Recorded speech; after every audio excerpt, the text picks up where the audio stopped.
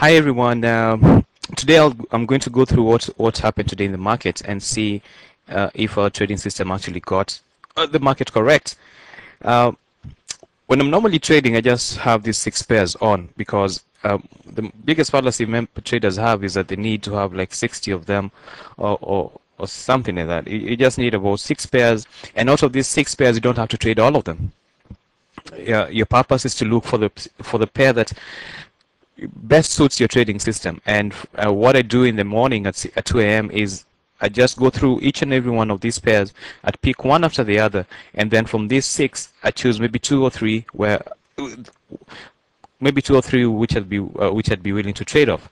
So if I was to come for the Swiss franc at 2 a.m., I'll be looking at this chart and seeing that there's a possibility there's a trend change over here. But just to be absolutely certain that that's true, because the trend was long before. If you're to look at your Guppy, this is the lowest Guppy, and you also need those red lines at least crossing the lowest Guppy here. It's still long if I was to look at this chart. So if I stretch this a bit wider, you see though the greens were trying to cross it, not all of them crossed the Guppy. And anyway, the highest Guppy was still long. So for the Swiss franc, I'd be looking to trade longs today. All right. Then I look at the pound, and let's see what you had for the pound today. Same story again.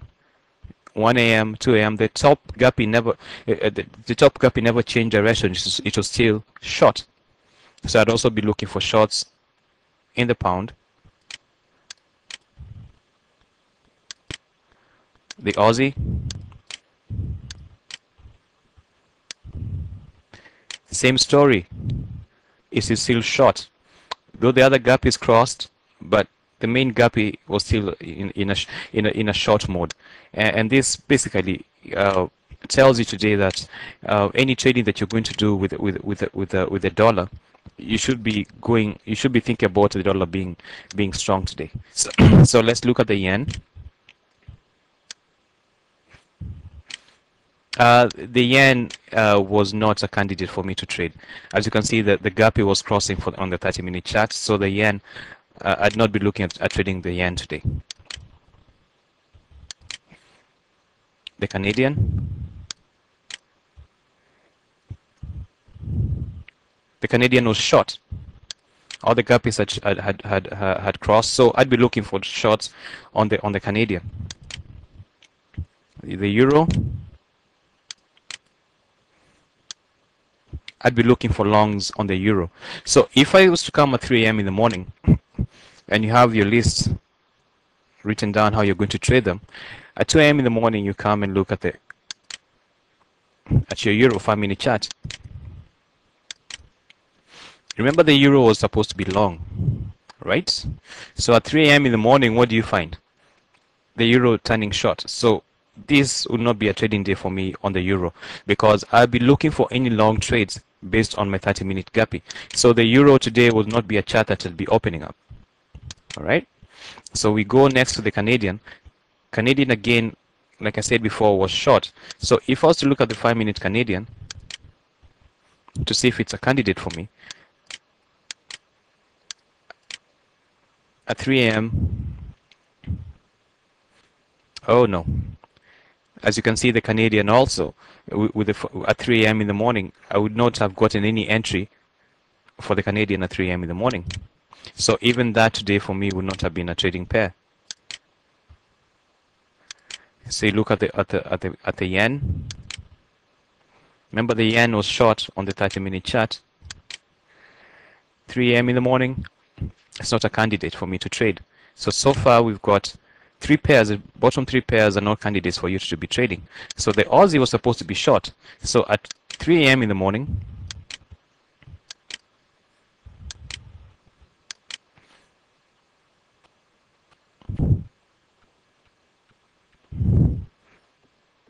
we are looking at it crossing the Guppy. So this is a good pair for me to be looking at today. So let me minimize this 3. The pound is supposed to be short. So at 3 a.m. in the morning,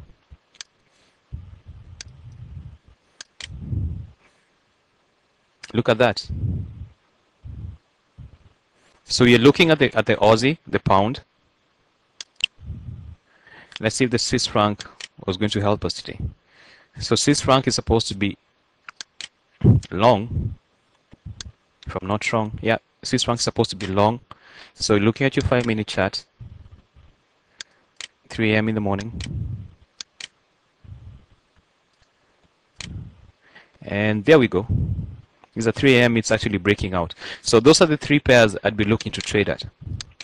So let's see how you're going to be trading these 3 pairs. Use the same basic technique. Crossover. It's a crossover of the Guppy. Pulls back. Make your entry. What time was that? 5:45 a.m. in the morning. You'll have been short the Aussie at 5 at about 6 a.m. in the morning. So on this bar, 73.81 will have been your entry. And what's your target? You've got pivots to shoot for. You've got that pivot. So these are 3 a.m. in the morning. You're going to be looking for the first pivot. That's one. And then these two, especially these two, because this is a weekly pivot, and also this is a daily pivot. If they're both together, most likely prices are going to get there. And in the long term, you'd be also looking at 72.64 as another pivot. So you're aiming for the first pivot and the second pivot right there. So 73.81. Let's see what happened to the market. Go to the first pivot.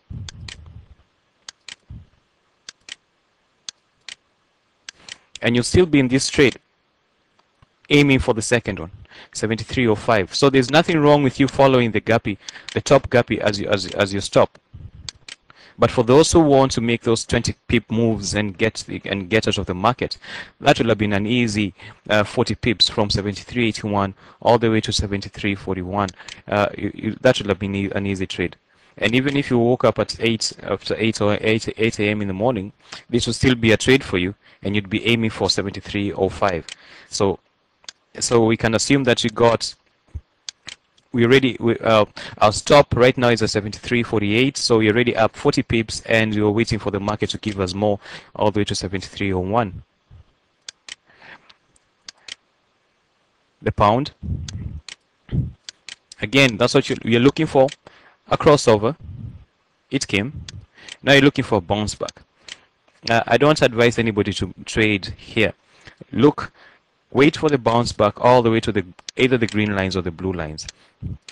So as you can see, the pound, you not have traded the pound today, unless you're going to be aggressive and take the fast crossover right there. But I never advise anybody to do that. So the pound would not have been a candidate for you to trade. You would not have made any entry on the pound today. There was no place for you to enter on the pound. Swiss franc. Crossover. Look at the time again. 6 a.m. I'd also still not be. I'd also not trade that. But if you're going to be aggressive, that is an entry. That's a valid entry. But I'll still not have traded that. And basically, that will have been your setup for today. Now, for those who like trading off the 5-minute chart, I don't recommend it, but it's not such a bad idea. If you also take the yen, crossover happened before 2 a.m. in the morning. At 3, you got the bounce back and the entry on the 5-minute chart. You'll still be in that trade even now.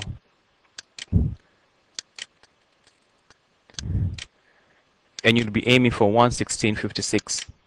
That's a huge pivot point. But so far your stop will have been at 115.80, and your entry would have been at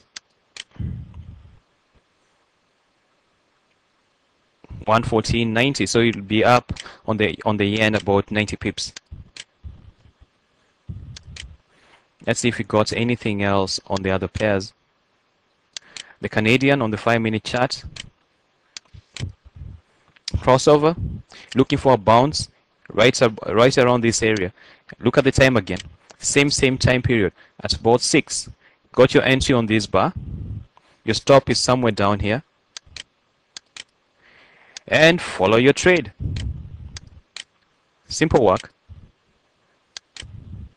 You still be in that trade even now. Your stop will have been at 111.59 and your entry was at 111.13. So we can assume that on the Canadian you'd be up about 50 pips, and you still be in that trade looking for more pips, because now you're aiming for that particular pivot point right there, 112.34. Maybe it'll get there tomorrow, but hey,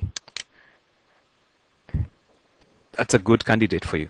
So the Guppy system is very, very simple. Just follow it, and it never lets you down if there's a trend. It won't. And if there's going to be anything like a choppy market, it's easy for you to see.